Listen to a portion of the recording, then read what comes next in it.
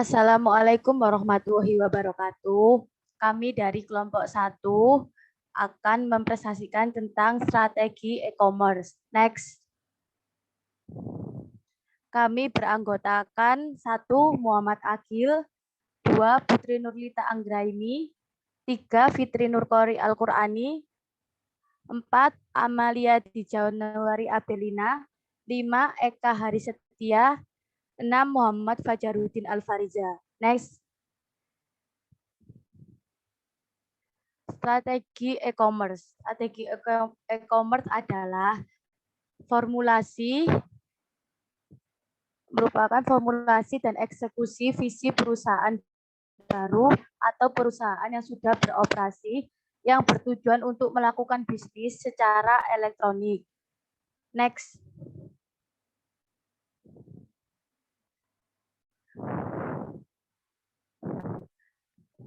Fase proses perencanaan strategi e-commerce itu ada inisiasi strategi. Apa sih inisiasi strategi itu?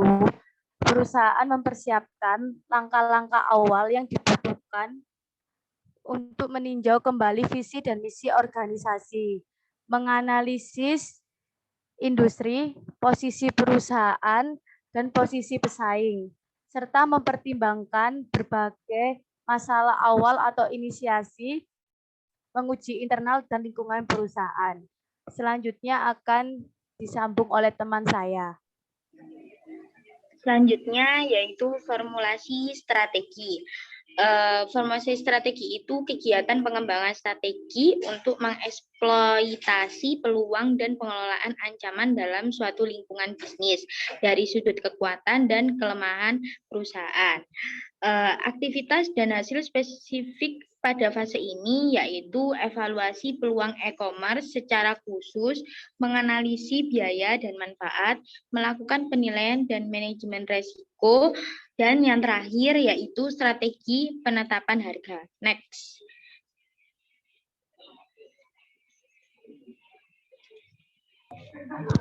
Penilaian strategi.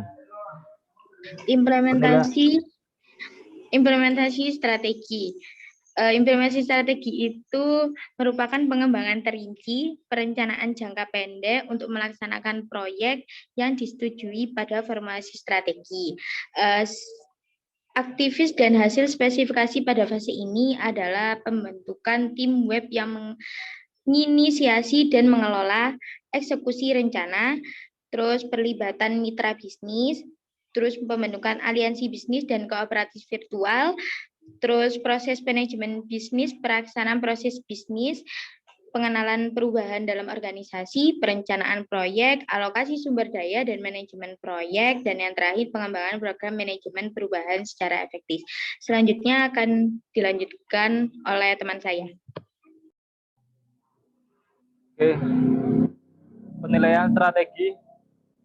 Penilaian strategi merupakan kegiatan evaluasi kemajuan matriks e-commerce secara berkelanjutan menuju tujuan strategik perusahaan, perolehan, tindakan kolerasi dan reformulasi strategi. Apabila diperlakukan pada penilaian strategi, pengukuran spesifik disebut dengan matriks yang menilai progres strategi. Next.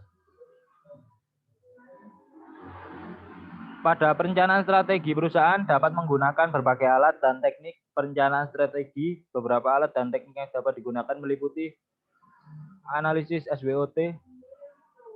Analisis SWOT adalah suatu metodologi yang survei peluang dan ancaman eksternal serta hubungan keduanya dengan kekuatan dan kelemahan internal perusahaan. Yang kedua ada balance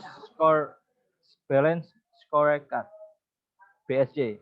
BSC adalah suatu alat manajemen yang menilai progres organisasional menuju tujuan strategik melalui pengukuran kinerja pada sejumlah area yang berbeda. Yang ketiga ada competitor analysis grid. Competitor analysis grid adalah suatu alat yang digunakan untuk menganalisis kekuatan dan kelemahan baik pesaing saat ini maupun pesaing potensial.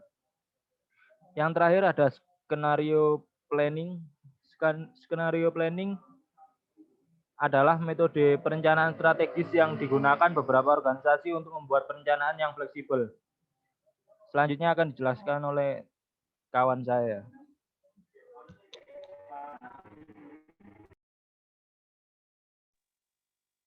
Strategi pengembangan e-commerce. Yang pertama ada jagalah kesederhanaan.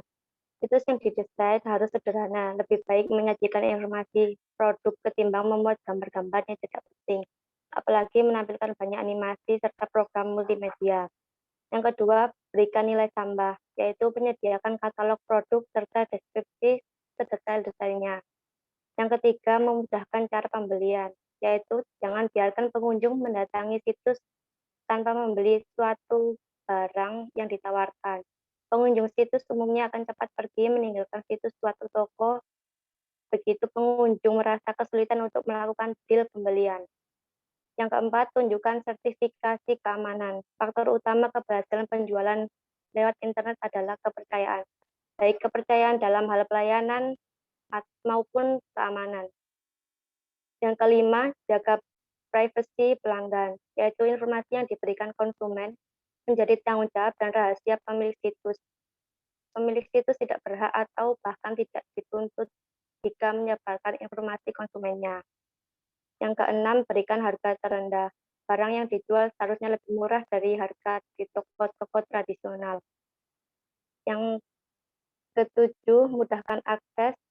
Maksudnya konsumen menyukai situs yang memasang jelas-jelas nomor telepon, fax, serta alamatnya. Yang kedelapan, beri nomor bebas pulsa, yaitu tidak semua calon pembeli mempercayai internet. Berbicaralah secara langsung lewat telepon terasa lebih nyaman ketimbang berhadapan dengan halaman-halaman web. Selanjutnya akan diteruskan oleh teman saya. Baik, selanjutnya untuk strategi pengembangan e-commerce dalam dunia bisnis.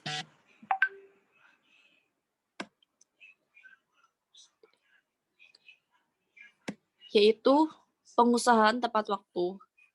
Jadi, ketika dijanjikan barang akan terkirim dalam waktu 24 jam, maka usaha itu harus ditepati. Selanjutnya, yaitu selalu kontrol infrastruktur, di mana infrastruktur tidak boleh disepelekan karena semua pelayanan dan sistem pengaman yang baik akan sia-sia kalau server tempat meletakkan situs web tersebut tidak bisa menampung lalu lintas pengguna yang terus meningkat.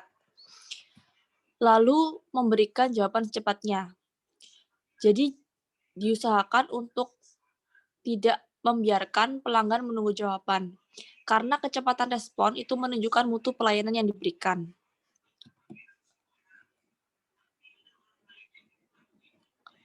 Selanjutnya, menggunakan penjawab otomatis. Jadi, situs-situs besar di internet itu kebanyakan sudah melakukan hal ini. Contohnya seperti penggunaan webmaster yang bisa membuat mesin menjawab email secara otomatis. Penjawab otomatis ini ada dua keuntungan sekaligus.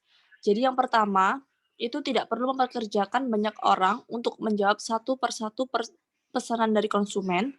Dan yang kedua, konsumen juga bisa merasa puas karena dilayani secara cepat. Tapi perlu diusahakan redaksi surat jawab yang dikirimkan terlihat personal dan memenuhi tuntutan si pengirim. Selanjutnya, melakukan konfirmasi. Jadi sebelum mengirimkan barang yang telah disepakati, biasanya harus dilakukan konfirmasi baik lewat email maupun telepon. Lalu memberikan pengiriman termurah. Jadi ini merupakan persoalan serius yang dialami transaksi lewat internet adalah masalah pengiriman. Karena biasanya konsumen itu selalu membandingkan harga barang yang ditawarkan di internet dengan barang yang sama di toko dekat rumah konsumen. Jadi jika barang ditambah ongkos kirim itu sama dengan barang yang harga di toko terdekat.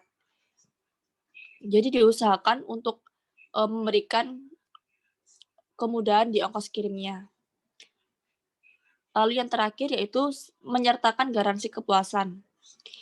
Jadi yang perlu diperhatikan di sini, garansi kepuasan itu juga berperan penting karena layanan belum lengkap kalau tidak memberikan jaminan kepuasan kepada konsumen. Seperti mengatakan kepada konsumen jika barang yang diterima dalam keadaan rusak, perusahaan bersedia mengganti atau perusahaan menanggung dan dibebaskan dari pajak pembelian. Selanjutnya diteruskan sama rekan saya.